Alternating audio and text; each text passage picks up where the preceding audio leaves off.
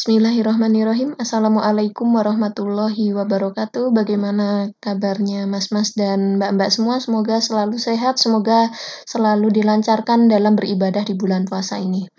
Untuk materi minggu ini, studi kelayakan bisnis berbicara tentang analisis sensitivitas dan switching value.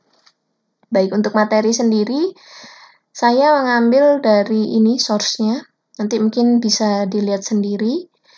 Dari Departemen Agribisnis FEM IPB, saya mengambil ini karena menurut saya ini adalah slide yang mudah untuk kalian pahami. Sebenarnya apa sih analisis sensitivitas itu? Sensitif, kalau dari kata-kata sensitif itu artinya adalah hal yang mudah untuk berubah. Apanya yang berubah di sini? Artinya adalah merupakan suatu analisis yang dapat melihat pengaruh-pengaruh yang dapat mengakibatkan keadaan menjadi berubah. Pada pertemuan sebelumnya, kita membahas tentang cash flow dan juga proyeksi laporan laba rugi. Di situ kalian sudah membuat proyeksi. Proyeksi itu adalah rencana ataupun perkiraan dari arus kas yang akan kalian peroleh, inflow maupun yang kalian keluarkan atau yang disebut dengan outflow. Itu adalah ketika terjadi pada situasi normalnya yang kalian buat kemarin. Nah, ini bagaimana apabila dalam bisnis yang akan kalian jalankan itu akan terjadi perubahan-perubahan. Bagaimanakah perubahan-perubahan itu akan mempengaruhi sensitivitas usaha kalian. Nah, ini ya, jadi nanti bisa dideteksi sendiri perubahan-perubahan apa yang bisa terjadi dalam bisnis kalian. Maka sebelum itu kita belajar dulu tentang sebenarnya apa sih tujuan analisis sensitivitas ini, sensitif ini ya. Yang pertama, menilai apa yang akan terjadi dengan hasil analisis kelayakan suatu kegiatan investasi atau bisnis apabila terjadi perubahan di dalam perhitungan biaya maupun manfaat. Kemarin kan saya sudah meminta kalian untuk menghitung juga kelayakan investasi, bisa NPV, payback period, bisa IRR, bisa net benefit. Saya minta kalian menghitung pada situasi normal. Nah, ini kita akan menghitung lagi kelayakan suatu bisnis apabila terjadi perubahan perhitungan biaya ataupun manfaat. Karena yang perlu diwaspadai dalam suatu bisnis apabila terjadi adanya perubahan perhitungan biaya. Perhitungan biaya maupun perhitungan manfaat ataupun perhitungan outflow dan inflow-nya. Jadi yang tujuan pertama adalah menilai kembali apabila terjadi perubahan itu bagaimana dampaknya dengan kelayakan investasi.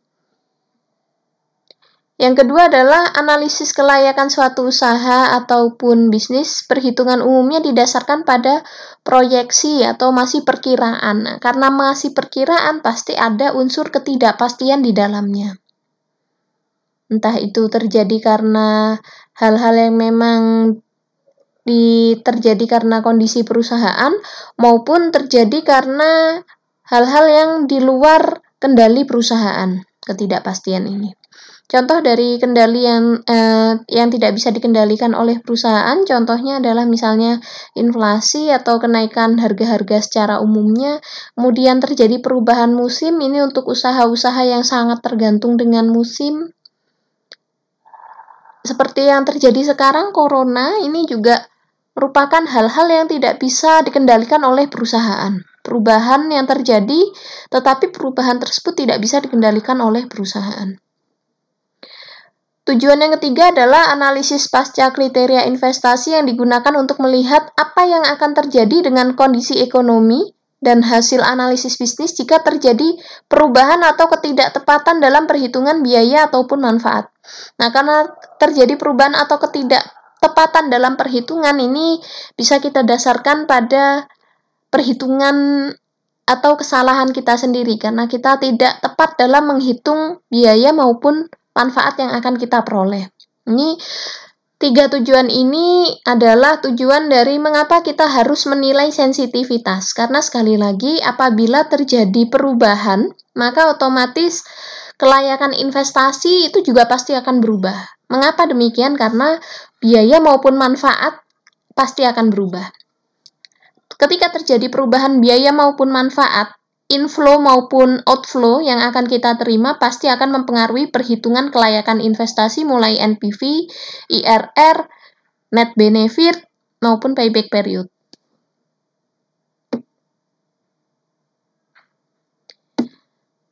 Bisnis sangat sensitif. Oh, ternyata yang sensitif nggak hanya wanita ya, ternyata bisnis juga sangat sensitif terhadap perubahan akibat yang pertama adanya perubahan harga.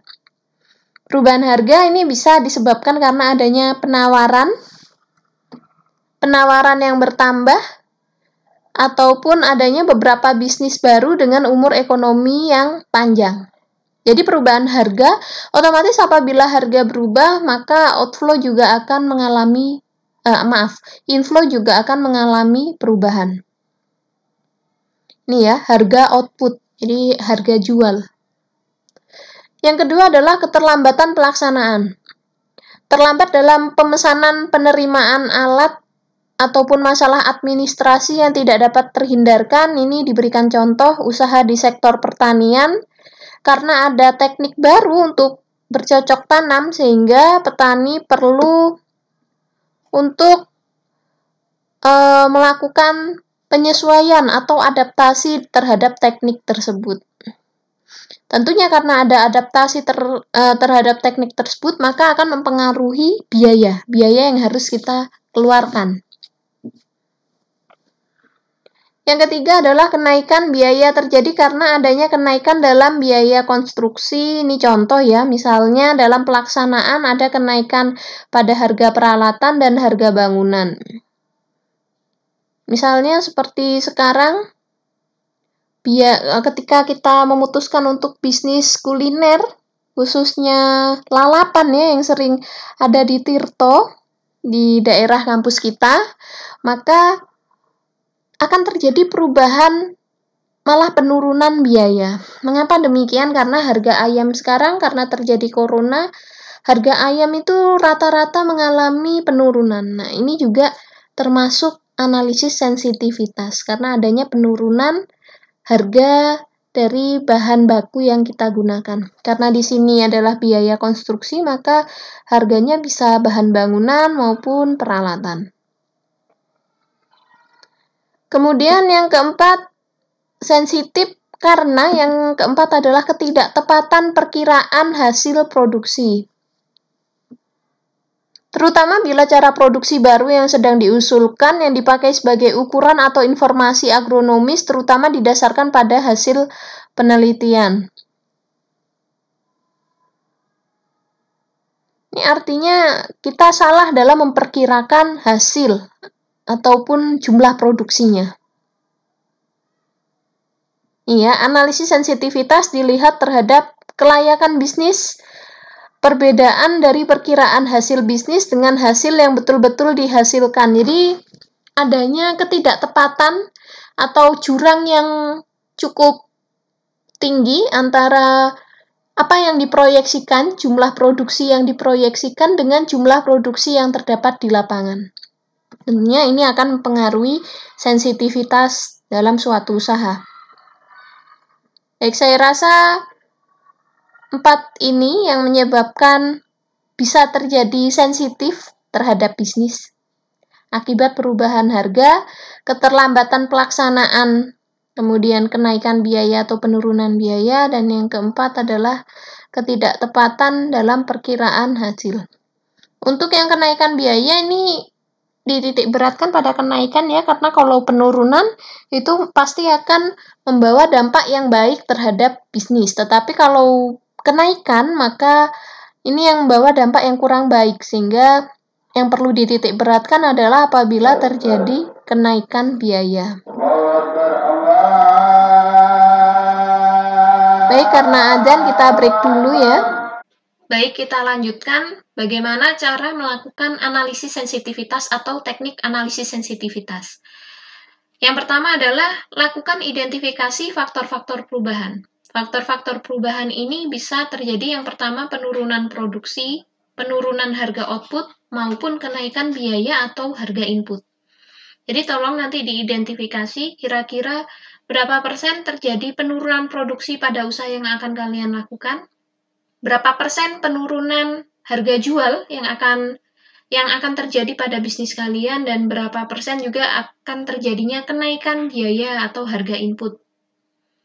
Selanjutnya, perubahan tersebut akan mempengaruhi berapa besar pengaruh aliran kas perusahaan, entah itu inflow maupun outflow-nya. Nah, ini di sini disediakan ilustrasi.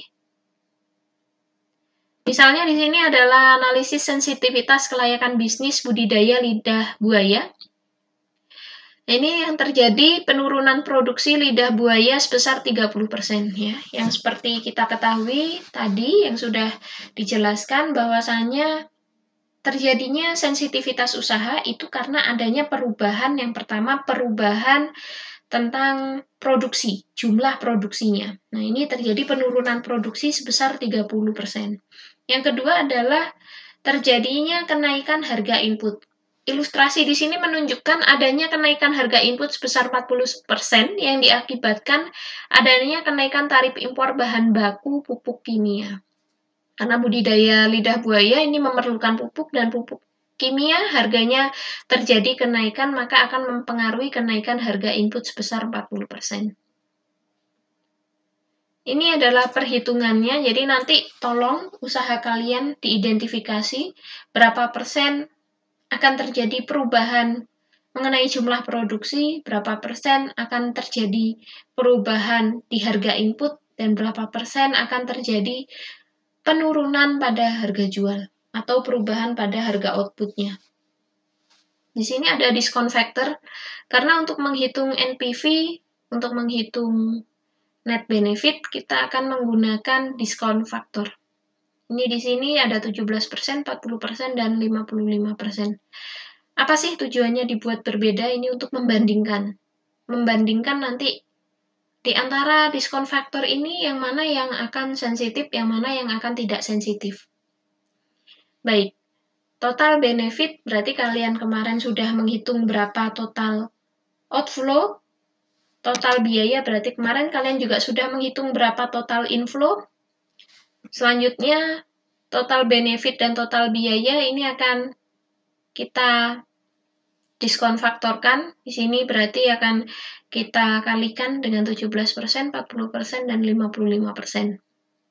Total benefit, total biaya, atau kalau yang kita sebut kemarin total outflow, total inflow, dan di sini diselisihkan. Kemudian kita menghitung NPV 17%. Kalau memang di sini kalian sudah mengalihkan dengan 17%, berarti 4480 dikali 0,855, maka di sini tidak perlu dikalikan lagi karena langsung hasilnya. Tetapi kalau di sini kalian belum mengalihkan, baru menyelisihkan saja, maka untuk perhitungan NPV-nya harus dikalikan dengan 0,855. Baik, untuk lebih mudahnya seperti ini saja, mengikuti contoh ilustrasi, sehingga kalian tahu dulu berapa total outflow, berapa total inflow, kemudian diselisihkan. Hasil selisih tersebut kita kalikan dengan diskon factor-nya. Kalau ini 17%, maka dikalikan dengan 0,855. Kalau di sini 40%, berarti kita kalikan dengan 0,714. Ini ada informasi di tahun pertama sampai dengan tahun ke-8. Sehingga nanti diketahui NPV untuk menggunakan diskon factor 17%, NPV-nya sekian, diskon factor 40%, NPV-nya sekian, diskon factor 50%, NPV-nya sekian. Baik, kemarin masih ingat ya syarat-syarat untuk kita katakan bahwa suatu bisnis itu layak atau tidak layak berdasarkan kelayakan investasi. NPV dikatakan layak apabila NPV lebih besar dari 0. Maka dari sini sudah kita bisa ketahui yang mana yang layak dan mana yang tidak layak. Kalau tadi analisis sensitivitas didasarkan karena adanya penurunan produksi, maka yang kedua ilustrasinya adalah Oh maaf, berarti ini adalah karena adanya kenaikan harga input sebesar 40%. Kalau ini adalah sensitivitas dengan penurunan produksi sebesar 30%. Sama caranya seperti tadi ya. Ini ada total benefit atau total outflow, di sini ada total biaya atau total inflow, kita selisihkan dulu, setelah itu baru dikalikan dengan diskon faktornya. 17% maka di tahun pertama dikalikan 0,855, yang 40% di tahun pertama maka dikalikan dengan 0,714. Maka seperti tadi juga akan kita cari berapa nilai NPV-nya.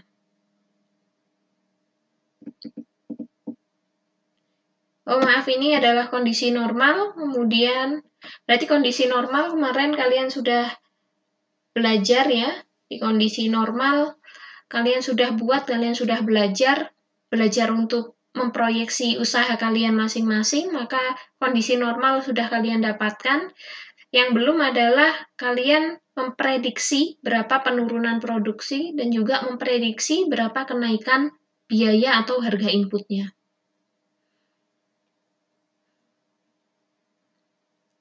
Kalau sudah, maka kita bisa cari di sini perbandingan diskon faktor yang 17%, tabel pertama tadi adalah pada situasi normal, maka diperoleh NPV sebesar sekian. Tabel kedua dengan adanya penurunan produksi sebesar 30%, maka diperoleh NPV sebesar sekian.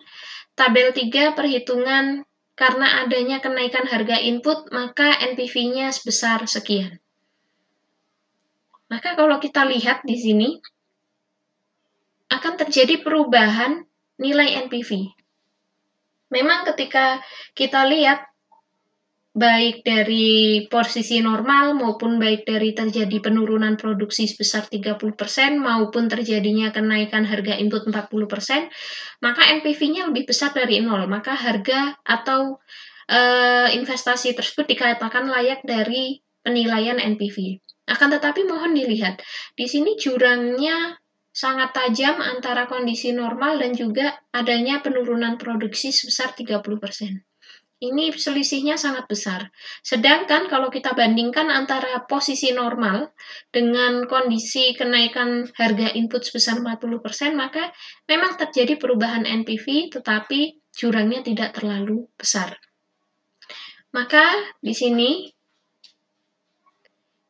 bisa kita katakan bahwasanya pada saat terjadi penurunan produksi 30%, memang usaha juga masih dikatakan layak. Akan tetapi terjadi penurunan manfaat bersih yang signifikan. Sedangkan yang ketiga, terjadi kenaikan harga input, menunjukkan bahwa terjadinya perubahan yang relatif tidak signifikan.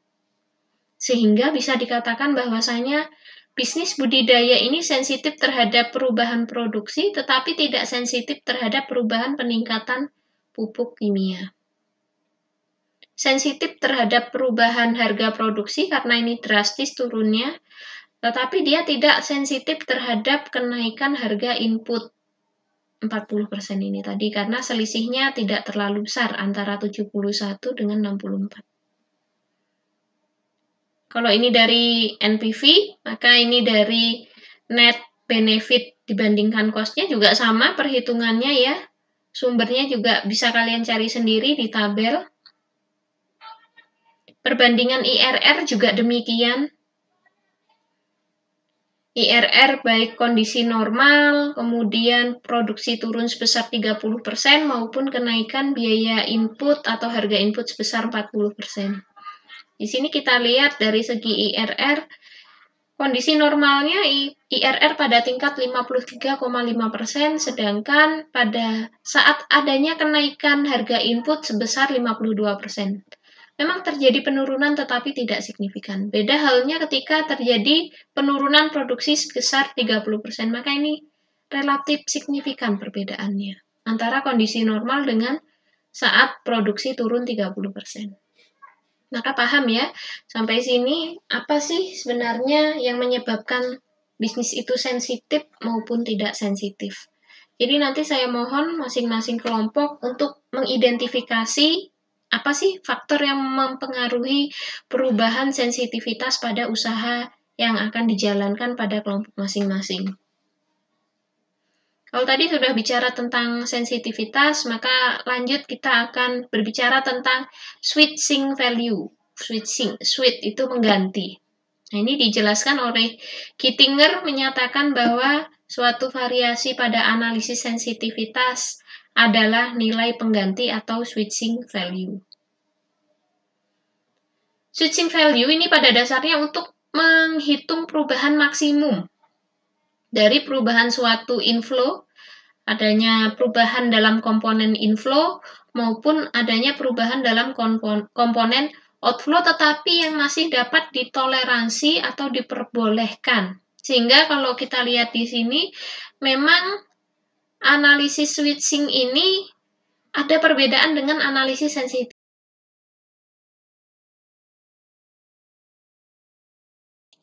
Pada analisis sensitivitas, perubahan itu sudah bisa diketahui secara empiris. Misalnya tadi terdapat penurunan harga output sebesar 20%, ataupun tadi terjadi penurunan proses produksi sebesar 30%, maka kita akan lihat dampaknya seperti apa terhadap hasil kelayakan.